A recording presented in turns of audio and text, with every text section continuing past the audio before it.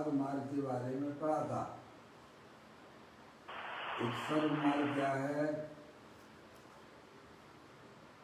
कि अपने आत्मा में अपनी वर्तमान पर्याय को मग्न कराना। आपने जिस व्यक्ति को कॉल किया है वह वही अन्य वास्तव कॉल में पर व्यस्त सर्व है। मार्ग है। कृपया प्रतीक्षा करें या शेष कुछ समय सभी पश्चात प्रयास जो करें। अपवाद The मार्ग person है, you have called is speaking to someone serve else. मार्ग You हो can wait or अथवा call again जनित जीव later. का मार्ग हो अथवा शुद्धात्मा का मार्ग हो, एक ही बात है नहीं? आपने जिस व्यक्ति को और कॉल किया अपवाद है मार्ग यानी उन्होंने अपने अपनी न्याय कॉल प्रभु दूसरे परमात्मा नंबर पर को अग्रेषित ही छोड़कर हुई है। जो आत्मा की पर्याय में शुभाशुभ रूप परिणाम होते हैं वह अपवाद मार्ग है। इस प्रकार की सुंदर चर्चा 86वें नंबर की गाथा के माध्यम से हम आपने उसका भाव समझा था। अब यहाँ पर 115वें नंबर का कलश के ऊपर जो पदम प्रबंधाई देव मुनराज ने आपने लिखा जिस है व्यक्ति को कॉल उसकी किया है चर्चा अपन उन्होंने करते अपनी हैं। कॉल दूसरे नंबर पर फॉरवर्ड की हुई है। कॉल मिलने तक जो कृपया लाइन पर बने रहें। The person you are calling has forwarded the call to another number. Please stay on line while call gets connected. Call को कनेक्ट नहीं किया जा सकता क्योंकि जिसे कॉल किया गया है वो इस वक्त कॉल फॉरवर्ड करने में असमर्थ है। Call cannot be connected as called party is unable to forward calls at the moment. युक्त विषय विरक्तों बेमुक्त रूपी सुंदरी के परम वल्लभ क्यों न हो। यहाँ पर पदम प्रबंधाई देव मुनराज कहते हैं जो मुक्त सब संकल्प शुद्ध निजात निज तत्व जो विषय सुख से विरक्त हैं शुद्ध तत्व में अनुरक्त हैं, या जिनकी वर्तमान परिणति पंचेंद्री के विषयों में जो अनादि काल से सुख की कल्पना करती थी उससे वे जीव जो विरक्त हो चुके हैं और निरंतर अपनी आत्मा में रक्त रहते हैं, वे जीव अवश्य मुक्त रूपी सुंदरी को प्राप्त करते हैं। क्या कहा? जो मुक्त सब संकल्प शुद्ध निज तत्व में अनुरक्त हों, मुक्त हों। इससे मुक्त हों सभी सांसारिक विकल्पों से जिनकी पर्याय मुक्त हो चुकी है, पंच इंद्री के विषयों के लक्ष्य से आपने जिस व्यक्ति को कॉल किया है वह अन्य कॉल पर व्यस्त है। उनसे उनकी पर्याय क्या है? मुक्त हो चुकी है और एकमात्र अपने ज्ञायक प्रभु परमात्मा में रक्त हो रही है। उन्हें ही वास्तव में मुक्त रूपी सुंदरी की प्राप्ति होती है। आगे बात समझ गई? ये पहली लाइन में हमने कहा जो मुक्त सब संकल्प शुद्ध निज तत्व में अनुरक्त हो, जिनकी वर्तमान पर्याय पंच इंद्रिय के विषयों में जो अज्ञान अवस्था में सुख की कल्पना करती थी उससे उनकी पर्याय विरक्त हो चुकी है। विरक्ति कैसे आई उनकी पर्याय में? तो कहते सम्यक भेद ज्ञान के द्वारा आई है। अपनी आत्मा में उनकी पर्याय रक्त कैसे होने लगी? तो कहते हैं सम्यक भेद ज्ञान के द्वारा। और कोई दूसरा उपाय नहीं है। जिन्हें अपनी पंचेंद्री के विषयों में जो काल्पनिक सुख की कल्पनाएं किया करते हैं उनसे अगर मुक्त होना है तो अपनी वर्तमान ज्ञान की पर्याय में वस्तु स्वरूप का यथार्थ निर्णय कीजिए। जब यथार्थ वस्तु स्वरूप का ज्ञान हो जाएगा तो क्या होगा कि पर्याय जो है भ्रमित होती हुई पंचेंद्रिय के विषयों में जो सुख से हट जाती है और अंदर जो सुख स्वरूपी भगवान आत्मा जो 24 घंटा उपलब्ध रहता है वहाँ उनकी पर्याय रक्त होने लग जाती है। आगे भाई जब सीधी सी बात है जीव को अगर सुख चाहिए या इंद्रिय आनंद चाहिए तो अपना ज्ञायक प्रभु परमात्मा जहाँ विद्यमान है वहाँ पर वह दृष्टि करेगा तो उसे उसकी पर्याय में अतीन्द्रिय आनंद की प्राप्ति होती है। कहते हैं जो मुक्त सब संकल्प विकल्प शुद्ध निज तत्व में अनुरक्त हूँ। परम प्रबंधाई मुंडा बताते हैं अज्ञानी समस्त अज्ञानी जीव पंच इंद्रिय के विषयों में सुख मान रहे हैं। स्पर्श इंद्रिय का भोग भोगने से मैं सुखी हो जाऊंगा। पंच इंद्रिय के विषय रसना इंद्रिय का विषय बढ़िया बढ़िया व्यंजन खाने से भाई साहब मैं सुखी हो जाऊंगा। चक्षु इंद्री का विषय ऐसा बढ़िया बढ़िया टीवी देखना बढ़िया बढ़िया का समय जो है इधर शहर सपाटा करना चलो भाई प्राकृतिक आनंद लेंगे। अरे प्राकृतिक आनंद लो ना तुम्हें कौन मना करता है पर वह चक्षु इंद्री का विषय नहीं है वो तो ज्ञान का विषय है अतीन्द्रिय ज्ञान का विषय है। समझ में आया भैया पहले प्रकृति की व्यवस्था को तो समझो। ऐसे ही कर्म इंद्रियों में है भाई साहब बढ़िया बढ़िया गाना सुनना दूसरों की निंदा करते रहना और क्या है। ऐसे पंच इंद्रिय के विषयों को जिन्होंने सम्यक वेद ज्ञान के द्वारा जीत लिया है सम्यक दृष्टि जीव ओरिजिनल जीवन जीता है। क्योंकि सुख और शांति का अगर कोई संबंध है तो मेरे भगवान आत्मा से है। वह ओरिजिनल जीवन जीता है। काल्पनिक जीवन अज्ञानी जीव जिया करते हैं जीव मेरे मर रहे हैं। समझ में आए ये भाव मरण ये भाव कर्म सदियों से करता आया है। इसीलिए पदम परिमलधारी देव मुनिराज कहते हैं जो मुक्त सब संकल्प विकल्प है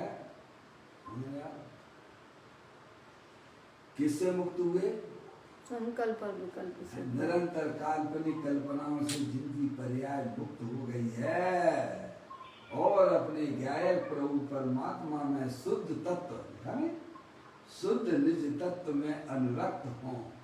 किसमें अनुरक्त हूँ अपने निज स्वभाव शुद्धात्मा न जिनकी पर्याय भाई साहब रक्त होती है। अपने आप को पहचानिए। निरंतर निरंतर पर का लक्ष्य करके पर्याय का लक्ष्य करके हम निरंतर दुखी हो रहे हैं। पर्याय में ज्ञानी कहते हैं अब तो भाई साहब तुम्हें सच्चा ज्ञान कर लो। जो हमारे पंच परमेष्ठी ने जो काम किया है वह अपनी वर्तमान ज्ञान की पर्याय में करना सीख जाइए आप हैं। कहते हैं जो मुक्त सब संकल्प शुद्ध निज तत्व में अनुरक्त हूँ। अपना ज्ञायक प्रभु परमात्मा इतना सुंदर इतना प्यारा है भाई साहब उसे अपना जानो उसे उसमें अपनी पर्याय को मग्न कराओ। फिर कहते तब मग्न जिनका चित है समझ आप जिनका मन है भाई साहब जिनका चित है किसमें मग्न है तप मग्न है अपने चैतन्य स्वभाव विविध प्रकार की जो इच्छाएं हमारी आत्मा में उठा करती हैं ये सब कर्मोदय जनित अवस्थाएं हैं। उनकी रुचि छोड़ दीजिएगा अपने गायक प्रभु परमात्मा में तपना सीखिएगा। क्या भाई साहब सोने को जितना तपाती है ना उतना सोने की चमक आती है। ऐसे ही अपनी वर्तमान ज्ञान की पर्याय को बारंबार बारंबार बारंबार अपने शुद्धात्मा में जो भाई साहब भ्रमण कराते हैं तो पर्याय में चमक आती है। समझ में आया? कहते हैं तब मग्न जिनका चित्त, जिनका मन निरंतर है भाई साहब एक अपने गायक प्रभु परमात्मा की तरफ बढ़ रहा है। चित्त मग्न जिनका चित्त नित्य स्वाध्याय में जो मत हो है। समझे नहीं आप? तब में लीन जिनका चित्त है शास्त्र समूह में जो मत है, मत का मतलब मस्त है। काय में मस्त है? देखो शास्त्र स्वाध्याय में मस्ती की बात की है। महाराजों के लिए दो ही कार्य रहते हैं, ज्ञान और ध्यान। ज्ञान और ध्यान। ज्ञान के लिए बाहरी स्वाध्याय का अवलंबन हुआ करता है और ध्यान के लिए अपना गायक प्रभु परमात्मा है। वह ज्ञान भी शास्त्र स्वाध्याय भी एक अपने गायक प्रभु परमात्मा को बताता है। इसीलिए कहते हैं जिनकी परिणति दो, एक तो अपनी शुद्धात्मा में रमण करती है और जब थोड़ी वैर मुक्ता रह गई है, पूर्ण अभी वीतराग दशा प्राप्त नहीं है, तो स्वाध्याय में रहती है। कहाँ रहती है? दूसरा मनराज को कोई काम नहीं। समझना है? ये तो चौथे गुण स्थान से ये स्थिति प्रारंभ हो जाती है, तो आंशिक रूप से रहती है भाई साहब। समझ गए? मनराज में तो बढ़ोतरी रूप से दिखाई देती है। ज्ञान और ध्यान हो गया। शास्त्र में जो मत है यानी मस्त है। मस्त मतलब पागल हो गए हैं क्या? शास्त्र स्वाध्याय बस कुछ नहीं है। तो कहते हैं शास्त्र स्वाध्याय में जो मत है गुण रूपी मणियों के समुदाय से युक्त है। अनंत गुण रूपी अपना भगवान आत्मा है, उसमें उनकी पर्याय जुड़ी हुई है। युक्त का मतलब युक्त मतलब जुड़ी हुई है। शास्त्र स्वाध्याय में मत माने मत का मतलब नीचे लिखा पागल। हाँ, मस्त हो जाना। मस्त यानी बस कुछ नहीं, ध्यान और ज्ञान बस है। वो ज्ञान भी अपनी आत्मा की ध्यान की तरफ जाता है। समझे नहीं आप? ये पूर्ण वितरागता नहीं है।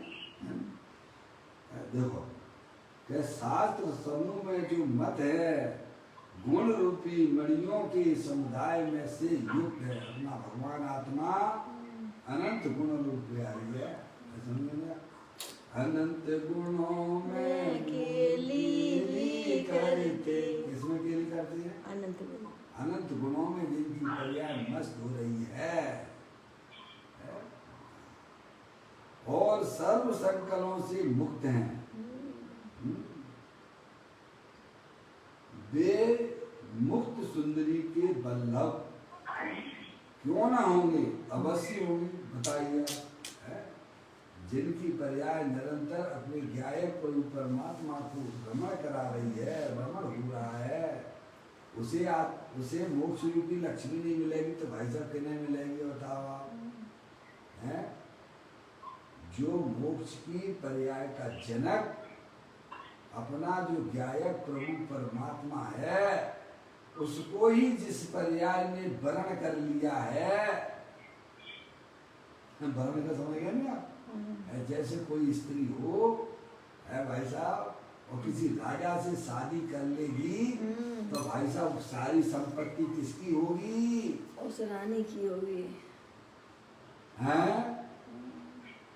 पापा किसी लड़की की शादी किसी राजा के साथ में हो तो भाई साहब उसकी संपत्ति का मालिक कौन होगा? रानी हो जाती है ना। ऐसे ही जो पर्याय अनंत गुणों का समुदाय अपना गायक प्रभु परमात्मा को जिसने वर्ण कर लिया है तो भाई साहब मुक्त रूपी सुंदरी तो क्या है? हैं? समझ में आई कि नहीं आई? जिसने राजा को ही वर्ण कर लिया है तो पूरी संपत्ति उसकी हो गई। और जिस पर्याय ने अपने गायक प्रभु परमात्मा को वर्ण जो कर कि लिया। अनंत शक्तियों के भंडार वाला है, ऐसा उसका मालिक वह रानी मृत्यु रूपी सुंदरी हो जाती है। समझ में? ऐसी बात है। यहाँ पर कहते हैं जो मुक्त है, जो विषय सुख से विरक्त हो चुकी है, जिन्होंने अपनी वर्तमान पर्याय को समझ पर द्रव पंच इंद्रिय के विषयों से भाई साहब फेर लिया है और अपने गायक प्रभु परमात्मा में अनुरक्त कर रही है। देखो विरक्त और रक्त होने वाली पर्याय का धर्म है? अज्ञानता में पंच इंद्रिय के विषयों में वह पर्याय रक्त होती थी। जब सच्चा ज्ञान हो गया तो वही पर्याय चैतन्य में रत हो गई। चैतन्य स्वरूपी भगवान आत्मा में रक्त होती है। इसको अनंत परमात्मा धर्म कहते हैं। आगे बात सुनिए। ऐसी बात सुंदर बात इस कलश के अंदर यहाँ पदम कमलधारी जी महाराज कहती है, जिन्हें आत्मिक सुख चाहिए, जिन्हें अपने आत्मा का सुख चाहिए, उन्हें वस्तु स्वरूप का यथार्थ निर्णय कर लेना चाहिए। समझ में आया भाई साहब? कल्पना में तो अनंत अज्ञानी जीव लोटे मार रहे हैं भाई साहब, है वही की वही पलटी मारते रहती है। सही बात है। क्या समझ में आया? उठे सुबह उठे तो खाना पीना में रख, कोई दुकानदारी में रख, कोई पैसा कमाने में रख, है भाई साहब? मैं कहाँ आत्मा को जानने की फुर्सत है?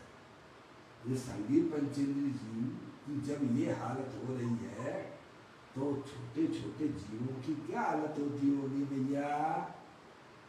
इतनी बड़ी सुंदर पर्याय मनुष्य पर्याय मिली, जिन्हें देव मिल गए आपको, फिर भी भाई साहब हमारी पर्याय पंच इंद्रिय के विषयों की तरफ भागती है। तो पंडित टोडरमल जी साहब की भाषा में अगर कहा जावे, है भाई साहब, किसी दरिद्री को चिंतामणि रतन के दर्शन कराए जावे और वह ना करे तो उसके अभाव की महिमा हमसे नहीं कही जाती है। ऐसे ही जिनेन देव की वाणी दिव्य ध्वनि शास्त्र हमें अपने चिंतामणि रतन की दर्शन कराती है। और भाई साहब फिर भी हमें पंच इंद्रिय के विषयों में रस आ रहा है, भाई साहब घोर संसारी हो जाओगे। पंच इंद्रिय के विषयों में किसी भी विषय में ना तो स्पर्श इंद्रिय, न रसना इंद्रिय, न ध्यान इंद्रिय, न चक्षु इंद्रिय है। समझे? स्पर्श, रस, घ्राण, चक्षु और कर्ण, समझे? इनकी दौड़, इनके विषयों की तरफ दौड़ ना लगाइए। कहाँ लगाइए दौड़? है ना इतना सुंदर प्यारा भगवान आत्मा है भाई साहब, जो न कहीं आता है न कहीं जाता है, न जन्मता है न मरता है। ऐसा अविनाशी तत्व ये देवन में विराजमान है। उसका ज्ञान करो, उसका श्रद्धान करो और उसमें ही अपनी वर्तमान पर्याय को मग्न कराओ।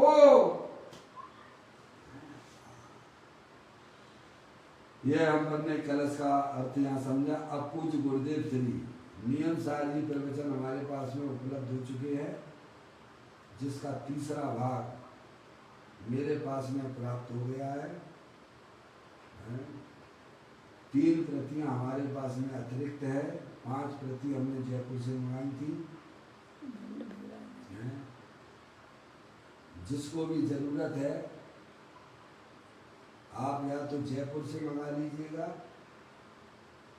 इंदौर में लोकल में जो है ये हमसे ले सकते हैं। 3 प्रतियां हमारे पास एक्स्ट्रा है, 5 मंगाई थी मैंने। अरे और जो दूर दराज रहते हैं वे जो है पंडित टोडरमल स्मारक से जयपुर से उन पुस्तकों को मंगा सकते हैं।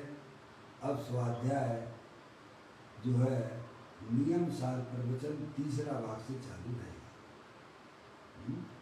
आप लोग भी अपनी तैयारी कर लीजिएगा।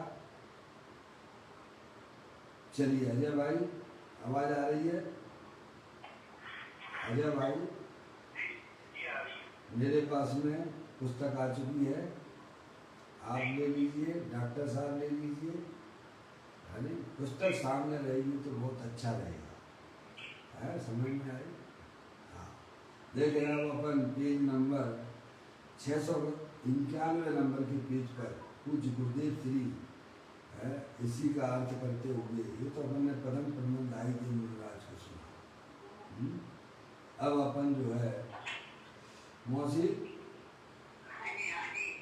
ये पुस्तक आप नहीं हो तो मंगा सकते हो, अथवा आप जो है वहाँ हो सकता है कि वो आत्मा के ट्रस्ट में भी आपको मिल जाए अगर आप जाए, और नहीं तो वहाँ तो है ही स्मारक में, है ना? स्मारक फोन करके मंगा लो। फोन करके आप जो है उन्हें बोल देना, आप शांति पाटिल जी को, अथवा जो है जो वहाँ के व्यवस्थापक हैं उनका नंबर भी मैं दे दूँगा, आप मेरे से ले लीजिएगा। पुस्तक तो होना अत्यंत जरूरी है। बस नियम सार प्रवचन गुरुदेव के, अब वो अनुशीलन है मौसी, वो नियम सार अनुशीलन नाम है उसका, उस पुस्तक का नाम अनुशीलन है, नियम सार अनुशीलन है मौसी। हाँ, वो भारत जी का है, और नियम सार प्रवचन जो है वो गुरुदेव श्री का उस पर प्रवचन है। नहीं, मैं तो आपसे बोल दिया, नियम सार प्रवचन नाम से मंगा दिया, जिस पर गुरुदेव के प्रवचन है। केवल नियम सार प्रवचन आप बोलोगे, है ना? और बोल दीजिए गुरुदेव श्री का नियम सार प्रवचन तीसरा भाग, है ना? जो भाग तो अपन ने पढ़े थे, तीसरा भाग हमारे पास नहीं था, तो वो कल हमें उपलब्ध हो चुका है, जिसे आज अपन स्वाध्याय में यहाँ विराजमान किया है ना? 5 पुस्तकें मंगाई थी, 2 पुस्तकें हमको लगती हैं, और बाकी के हमारे अजय भाई हैं या डॉक्टर साहब हैं, जो भी है वो हमसे ले लेंगे, हम ले लेंगे। और आप लोग जो है स्मारक से मंगा लीजिए। पुस्तक सामने रहने से हमारा उपयोग अच्छा लगता है, सुबह सुबह की बात रहती है। बस नियम सार प्रवचन, उसको अनुशीलन के, उसका नाम अनुशीलन है मौसी, नियम सार अनुशीलन नाम है उसका, वो नियम सार अनुशीलन है, ये नियम सार प्रवचन है, पुस्तक का नाम नियम सार प्रवचन है। उपलब्ध आया तो आप स्मारक से कर ले, अथवा वहाँ नहीं हो तो आप जयपुर में बहुत उपलब्ध है कापियाँ, आप वहाँ से मंगा लीजिएगा। चलिए अपना स्वाध्याय की तरफ आएंगे। 691 नंबर की पेज पर पूज्य गुरुदेव श्री ने जो पदम प्रबंधाई देव मुनिराज का कलश है, उसके ऊपर उसको खुलासा किया है। अब अपन पढ़ते हैं। महावीतरागी चारित्र को धारण करने वाले मुनि कैसे हैं? तो कहते हैं 5 इंद्रियों के विषयों से विरक्त है, अर्थात वे विषयों में सुख तो मानते ही नहीं है, साथ में विषयों में आसक्ति का भी अभाव हो गया। समझ गया? चौथे गुण स्थान में पंच इंद्रिय के विषयों में सुख जो मानने की अज्ञान अवस्था में जो होता था, वह समय दृष्टि जीव को छूट जाता है। वह समझ चुका है कि सुख स्वरूप ही अपना भगवान आत्मा है, मेरा सुख मेरे भगवान आत्मा में है, पंच इंद्रिय के किसी भी विषय में सुख नहीं है। ऐसी मान्यता प्रथम चौथे गुण स्थान में हो जाती है। और फिर वह आत्मा अपनी आत्मा की साधना आराधना करता हुआ पंच इंद्रिय के विषयों में है भाई साहब, जो थोड़ा सा रक्तपना रहता था है, वह भी छूट जाता है विशेष आराधना के द्वारा हुआ ना है। अभी अभी उसको इंद्रिय जनित ज्ञान है ना है, पूर्ण अगर इंद्रिय जनित ज्ञान खत्म हो जाए तो केवल ज्ञान हो जाता है। अभी जुड़ाव बना रहता है ना, शास्त्र पढ़ना है स्वाध्याय पढ़ना पढ़ाना, टीका लिखना है, अभी तो है अभी बैल मुक्ता है ना, समझ नहीं आप मुनरारियों की बात चल रही ना यहाँ पर। तो कहते हैं इंद्रिय के विषयों से विरक्त है, अर्थात वे विषयों में पंच इंद्रिय के विषयों में जो सुख मानते ही नहीं। पहली बात तो ये जो चौथे गुण स्थान से ही कट हो गया, और साथ में विषयों में आसक्ति का भी अभाव हो गया है। क्या ऐसा गजब का मिलाद की पर्याय हुआ करती है, समझ नहीं आप। सहजानंद स्वरूप में अनुरक्त है। क्या उनकी जो वर्तमान पर्याय जो है अपना जो त्रिकालिक भगवान आत्मा जो सहज सुख शांति का भंडार है, उसमें उनकी पर्याय व्यक्त रहती है। छह ऑप्शन ज्ञान है, एक ही जगह लगेगा। अगर बाहर में लगाए हुए तो अंदर से खाली डिब्बा खाली बोतल हो जाएगा।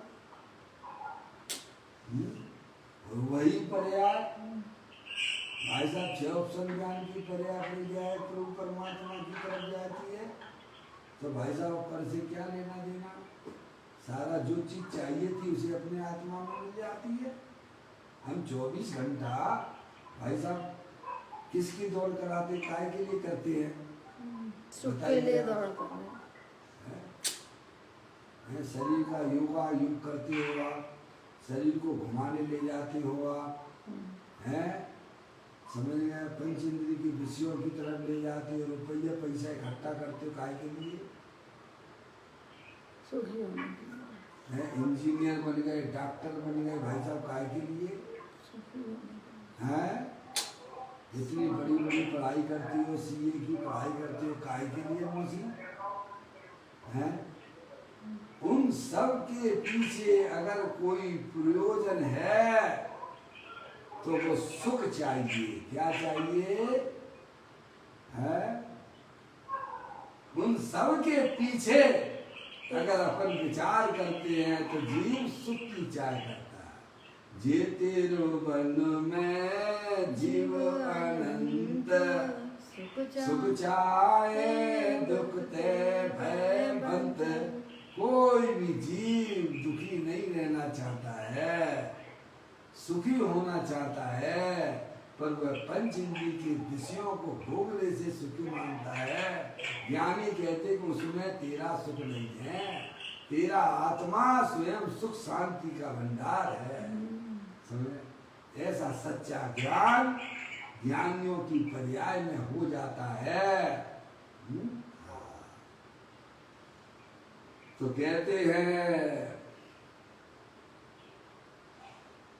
विषयों में जो सुख मानते ही नहीं, ज्ञानी अर्जन जो है साधु परमेश्वर, साथ में विषयों में आसक्ति का भी अभाव हो गया है और सहजानंद स्वरूप में अनुरक्त है उनकी पर्याय। यानी बैर मुक्ता को छोड़ चुकी है और अंतर्मुख होके अपने ज्ञाय प्रभु परमात्मा का आनंद लिया करती है। आपको भी ऐसा आनंद चाहिए तो ये काम तो करना ही पड़ेगा। आज करो, काल करो या अनंत काल बात करो, शुरुआत तो आपको यहीं से करना पड़ेगा सुखी होने के लिए। उनका चित्त तप में लीन है। महाराज क्या उनका मन है तप में निरंतर अपने ज्ञाय प्रभु परमात्मा में मग्न हो रहा है, वीतरागी दशा में लीन है, शास्त्र के स्वाध्याय में भी मग्न होती हैं, आत्मा का ज्ञान जो बरतता है, आत्मा का ज्ञान तो बरतता ही है, आत्मा का ज्ञान तो बरतता ही है, तद उपरांत मुनिराज शास्त्र की प्रवीणता में गहरे उतर गए। स्पेशलिस्ट है वे, हैं? जैसे किसी के सामने कोई विषय खोलो ना, हैं?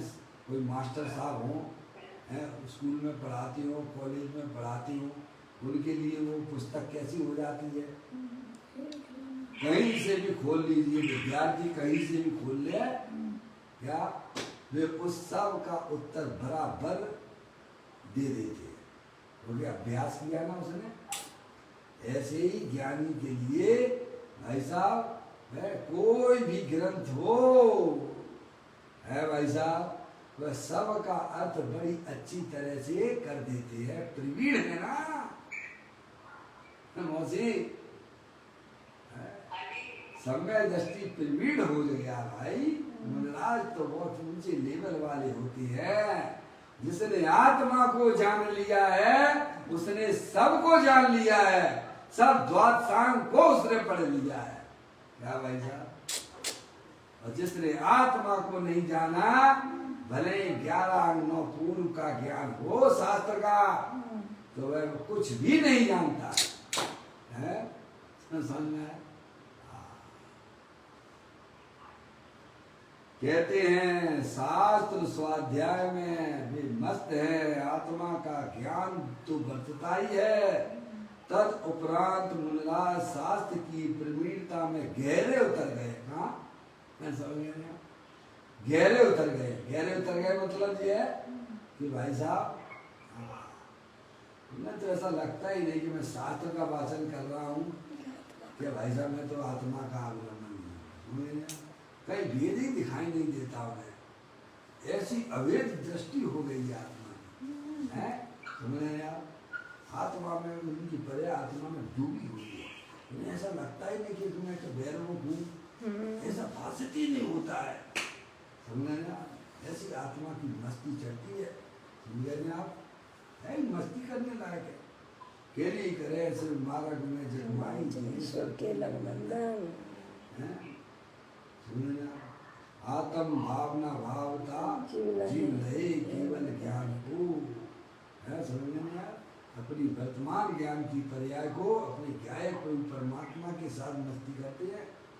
अज्ञानी जीव पंच इंद्रिय की मस्तियों, पंच इंद्रिय के विषयों में मस्त होकर वर्तमान की पर्याय में दुख दुख दुख दुख प्राप्त करता है।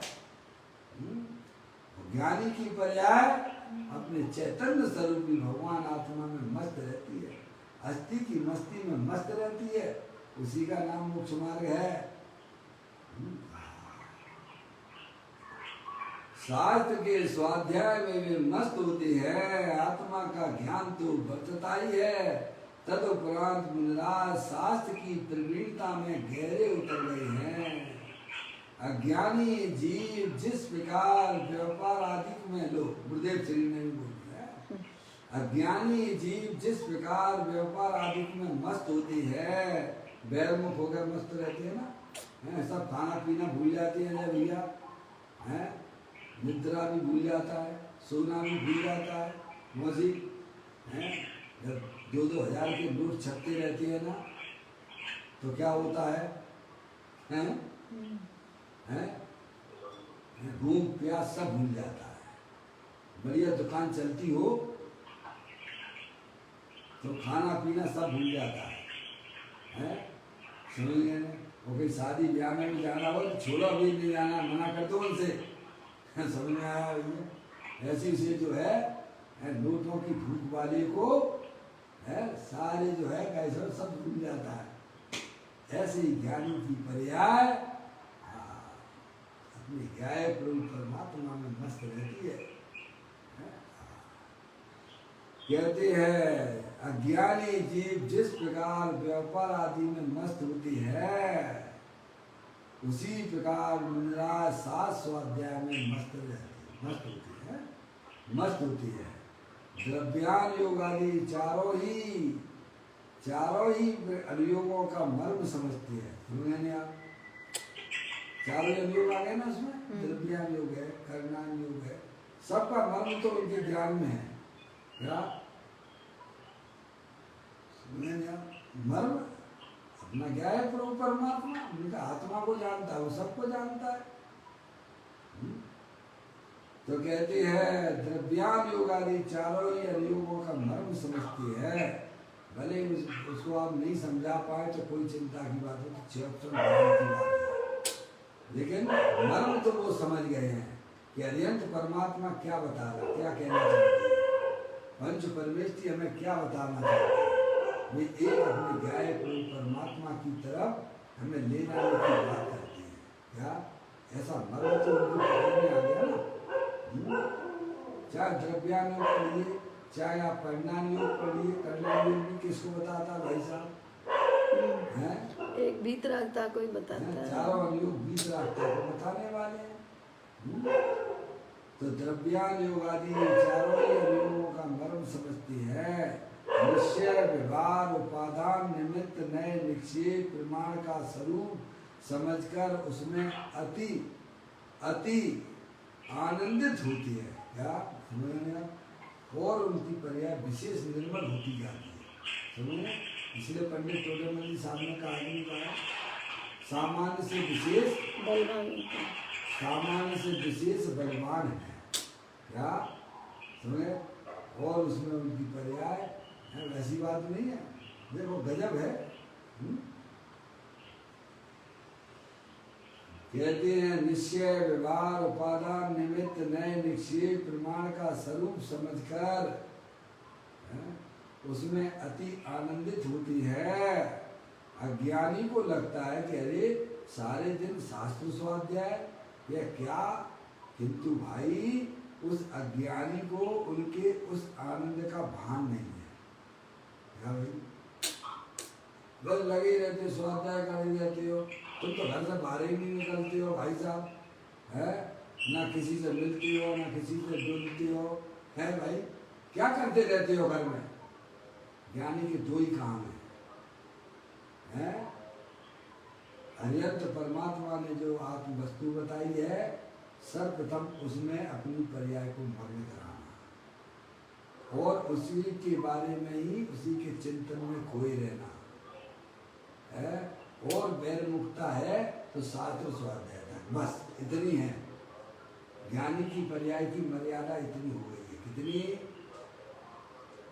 निरंतर अपने ज्ञाय को परमात्मा में रमण कराना और उसी के चिंतन मनन में रहना, और अगर थोड़ी सी गिरती है तो शास्त्र के अवलंबन। तीसरे नंबर पे है ये। फिर समझ में पहले नंबर पे क्या है? पहले नंबर पर क्या है? अपने आत्मा में मग्न रहना, पर्याय का भी धर्म है। पर से विरत स्वाध्यायरत रहना और मन के द्वारा उसी वस्तु स्वरूप का चिंतन में मस्त रहती है।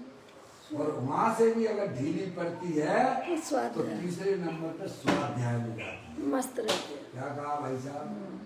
हैं मौसी मम्मी, ज्ञानी जीवों की पर्याय सर्वप्रथम तो अपने ज्ञाय प्रभु परमात्मा में मस्त रहती है, और ढिलास है तो उसका चिंतन और मनन में रहती है। ताते जिनवर कथित तत्व अभ्यास करिए, संशय विभ्रम मोह त्याग आपालक कीजिए। उसी का चिंतन। अब क्या करें भाई साहब, भूमिका ऐसी है चौथे गुण स्थान की, तो भाई साहब दुकान पे है, दुकान पे बैठा है और जो है अपने ऑफिस में जा रहा है, समझ गए नहीं आप।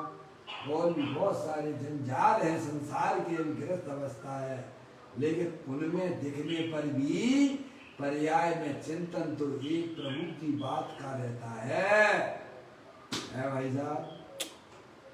और भी अगर कोई ढीली पड़ती है तो भाई साहब शास्त्र स्वाध्याय में आनंदित रहती है। ये है, समझ लिया। इसके बाद तो भाई साहब हलाहल तो है। फिर बाद में भाई साहब भगवान की तरफ लक्ष्य जाना है भाई साहब। फिर वो तो और थोड़ा नीचे गिरने वाला स्थान हो जाएगा। समझ में आई? पर अज्ञानी जीव की पर्याय निरंतर पंचेंद्रिय के विषयों का लक्ष्य कर करके दुखी हो रही है भाई साहब। ये तो ऐसा है, आप जब आपकी पर्याय में सम्यक भेद ज्ञान होगा तब ये बातें आपको बराबर अनंत परमात्मा की कही हुई है भाई साहब हकीकत में लगने लग जाएगी। पप्पू भैया ऐसी बात है भैया, देखो द्रव्य तो है ही पप्पू भैया आपके पास में, और द्रव्य बिना पर्याय के तो होता ही नहीं है ना। हमारी पर्याय क्या कर रही है? इसमें मुझे आवाज आ रही है इधर वाले फोन में है, जिनका भी अगर कोई माइक वगैरह खुला हो अपना मोबाइल म्यूट कर लीजिए।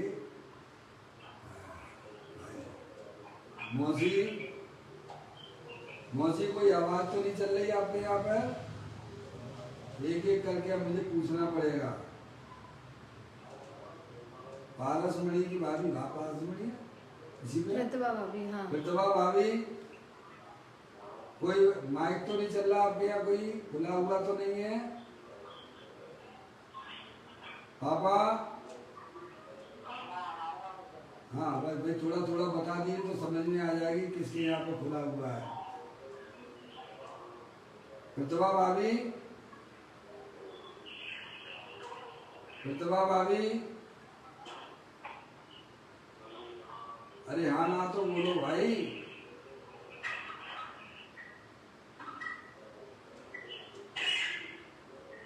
ये क्या सो गई क्या प्रतिभा भाभी? आप सो गए हो तो फिर कोई मतलब ही नहीं यहाँ पे हमारे यहाँ चालू करने से। या तो आप बोलिए, आप हमें सुन पा रहे हो क्या?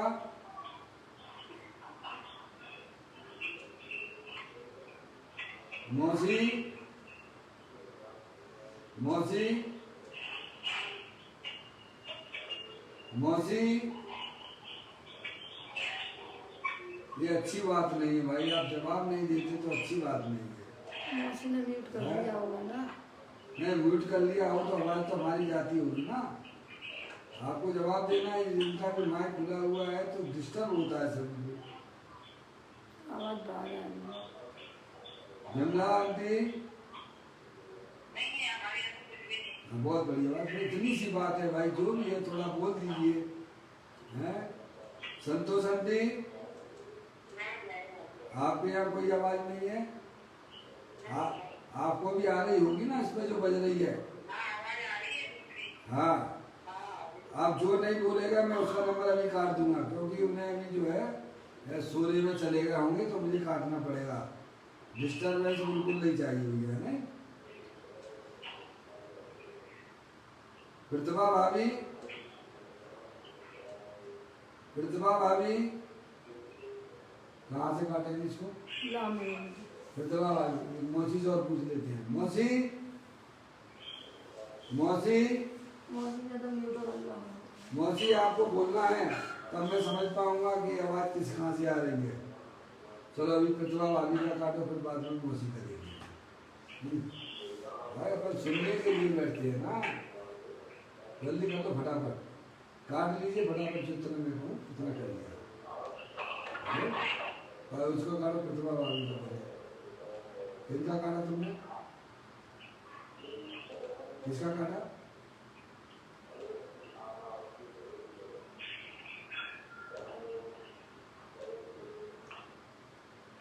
किसका काटा?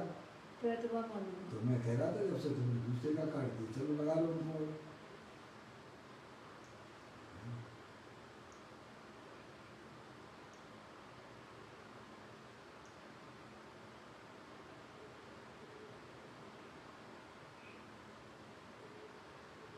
जिसे तत्व की रुचि होती है कैसा वो बिल्कुल सावधान रहता है। चलिए लाइए।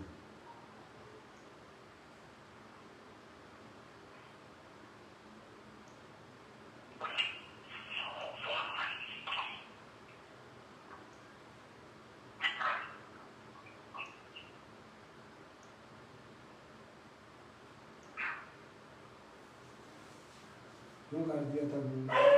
अरे गलती से वो हो गया था, वो बुमराह की जगह बोलो भाई, पारस गलती मणि से हो जाती है, बार बार 4-5 दफा बुमला दवा का काट लिया, गलती हो जाती है।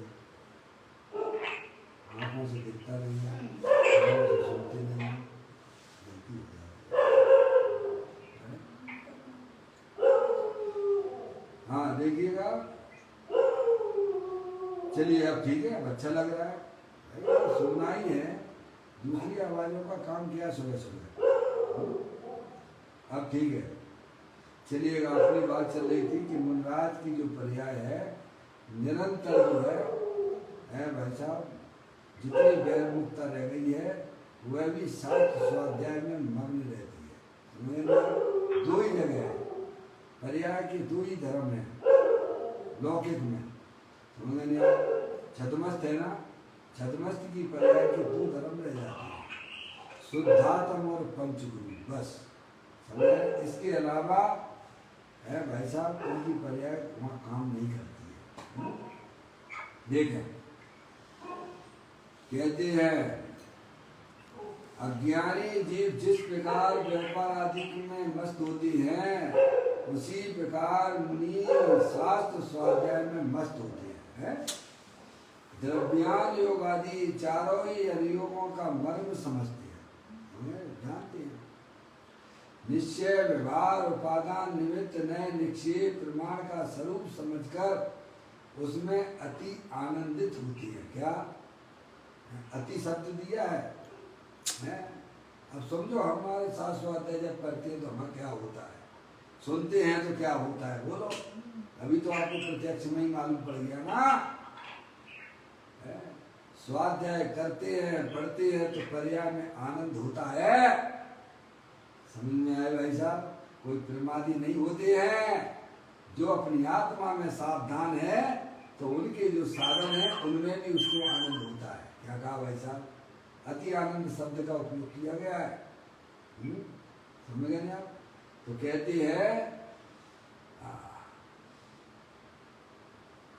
निश्चय व्यवहार उपादान निमित्त नए निश्चय प्रमाण का स्वरूप समझकर उसमें अति आनंदित होती है। अज्ञानी को लगता है कि अरे सारे दिन शास्त्र स्वाध्याय यह क्या, किंतु भाई उस अज्ञानी को उनके उस आनंद का भान नहीं है। क्या भाई? गजब है। गणधर भगवान एक मूर्त में द्वादशांग की रचना करती है। भगवान की गणधर एक अंतर मूर्त में, एक मूर्त में यानी मूर्त का मतलब 48 मिनट का एक अमाउंट होता है। हाँ, अधिक से अधिक मूर्त तो 48 मिनट का ही होता है। और उसमें जो एक समय कम कर दोगे तो वो अंतर मूर्त में जाएगा। वो उत्कृष्ट अंतर मूर्त होता है। मूर्त में अगर एक समय कम कर दिया जाएगा तो वो अंतर मूर्त हो जाता है और वो उत्कृष्ट कहलाता है। तो जघन्य अंतर मूर्त, मध्यम अंतर मूर्त और उत्कृष्ट अंतर मूर्त। समझ रहे आप? दो समय के बाद तो वो अंतर मूर्त जघन्य में चला जाएगा। समझ रहे आप? तो मूर्त के हो गए 3 वेद है।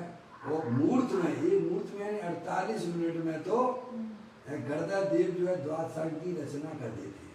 ये कह रहे हैं। देखो, गणधर भगवान एक मूर्त में द्वादशांग की रचना करती हैं।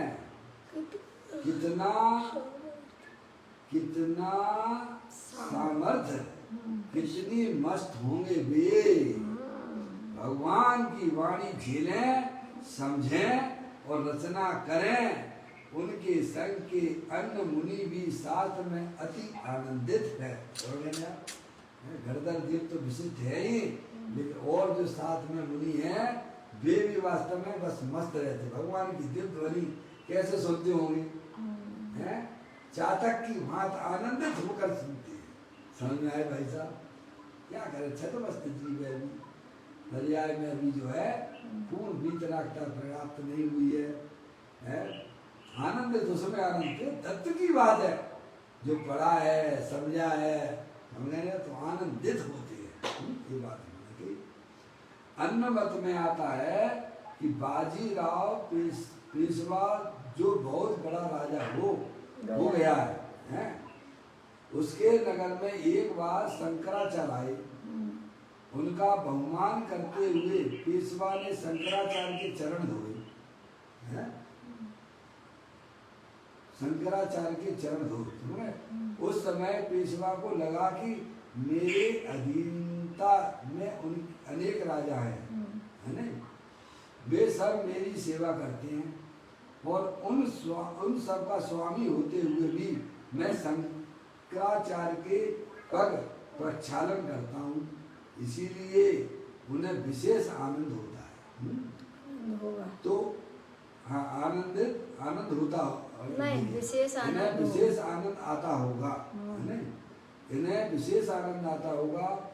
तो उसने कहा कि हे गुरु, मैं आपके पग धोता हूँ, इसीलिए आपको बहुत आनंद आता होगा।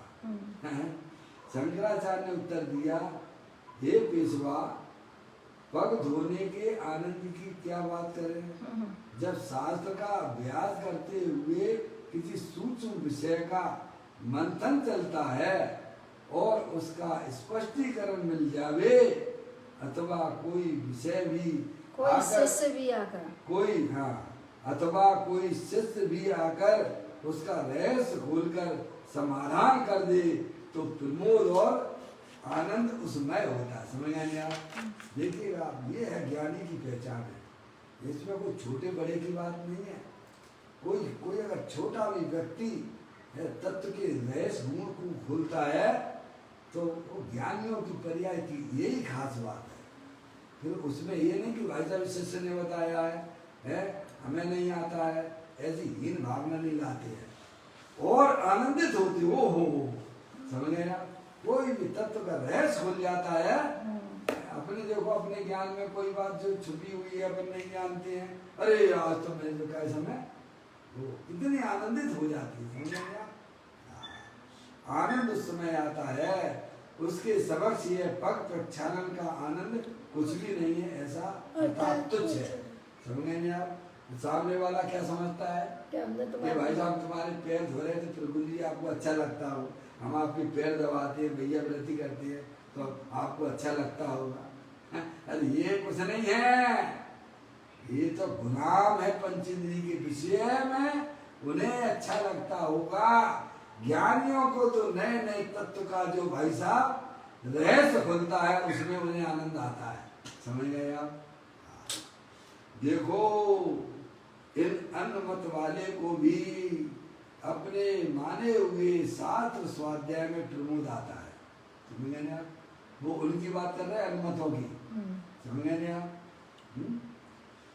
यहाँ सर्व कथित और गढ़धर रचित, वहां तो कोई वास्तविकता ही नहीं है। समझ गए आप? वहां पर तो अन्नमतों में तो हरिहर परमात्मा की दिव्य ध्वनि ही नहीं है।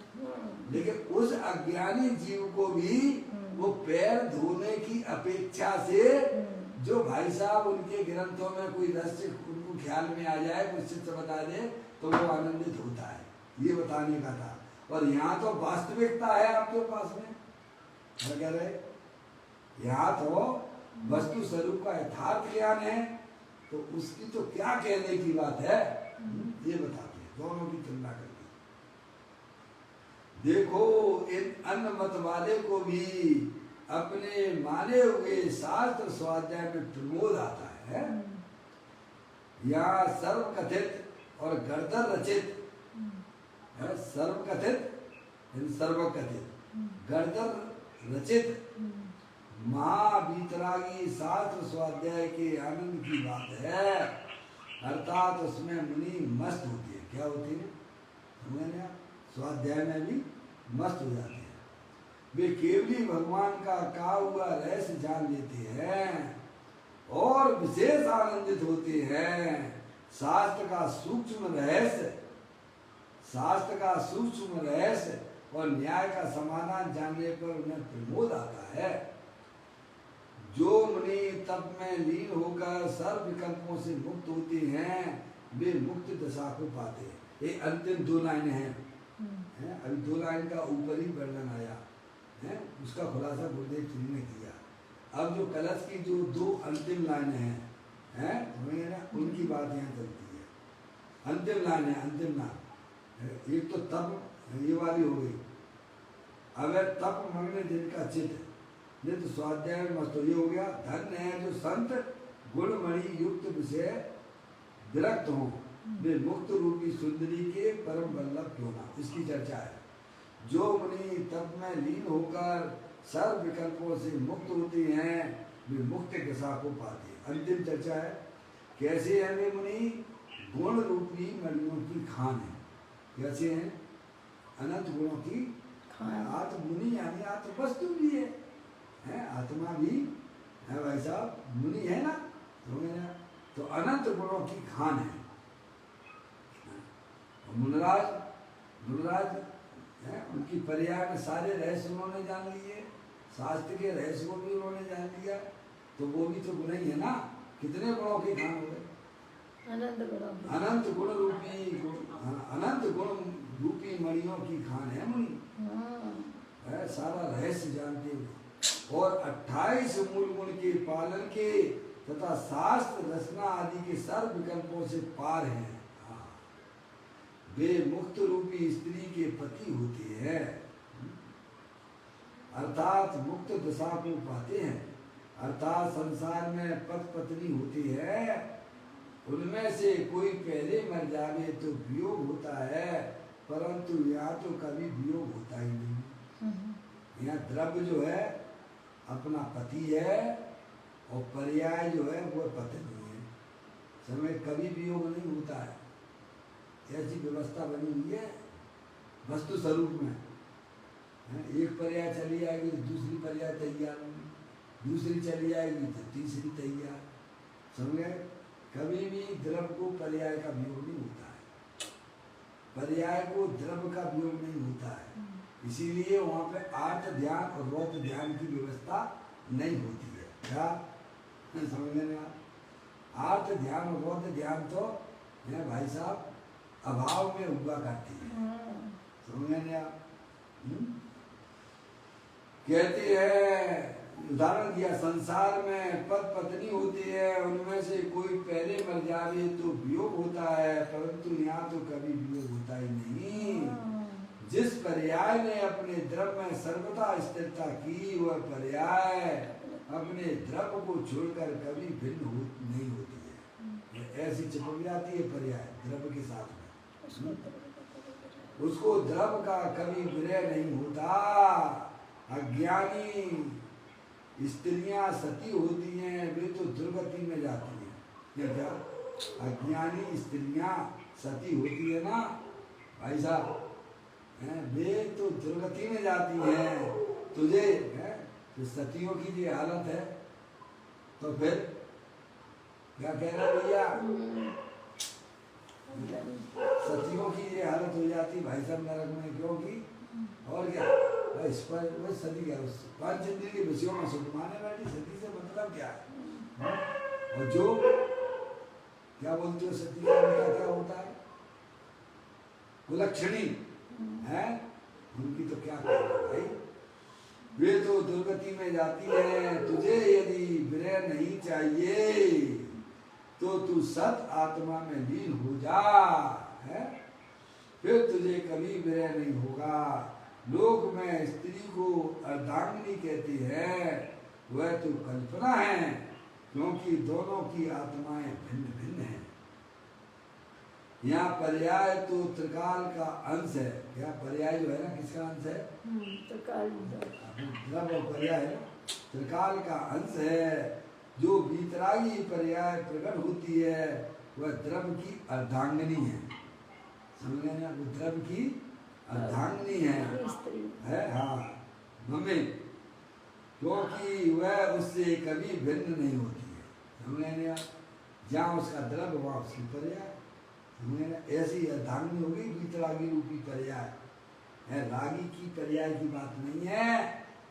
जिस पर्याय ने अपने ज्ञायक प्रभु परमात्मा का वर्ण किया है, वह पर्याय में वीतराग आनंद सा की प्राप्ति होती है। अब वह अर्धांगिनी हो गई है। क्या? वो जो पर्याय अपने ज्ञायक प्रभु परमात्मा को छोड़ के बाहर पंचेंद्री के विषयों में रमण करती है, भाई साहब वह तो जो है कैसी है वो व्यभिचारिणी है। क्या है, समझ में आ गई भाई साहब? ऐसी बात है। कहते हैं वीतरागी पर्याय प्रकट होती है, वह द्रव्य की अर्धांगिनी है, क्योंकि वह उससे कभी भिन्न नहीं होती।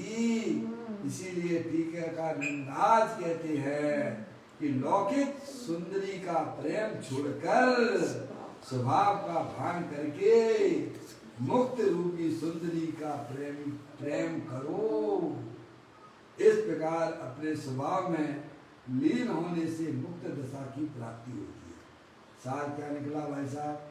पंच इंद्री के विषयों की रुचि छोड़ के अंदर जो चेत निसर भगवान आत्मा जो कि सुख शांति का भंडार है, ऐसे गायक रूप परमात्मा को पहचान कर अपनी वर्तमान पर्याय को अपने गायक रूप परमात्मा में भ्रमण कराने से भाई साहब मोक्ष रूपी लक्ष्मी की प्राप्ति हो जाती है। इस प्रकार से सुंदर चर्चा यहाँ पदम प्रबंधाई जी मुराज ने 115वें नंबर की कलश के माध्यम से जगत के समस्त जीवों को समझाया है।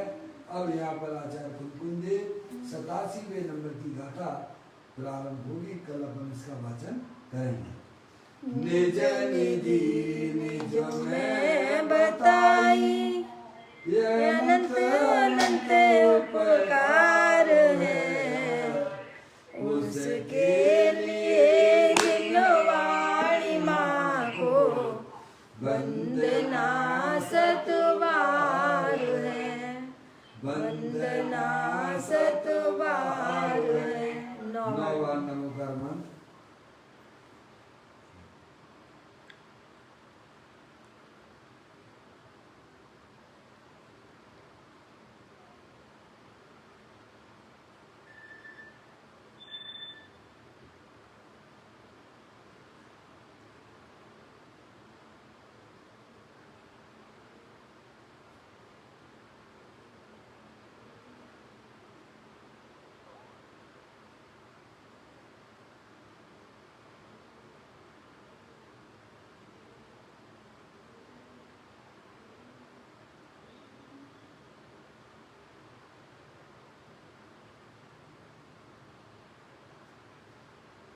बोलो द्वादशांग तिरुमणि माता की जय।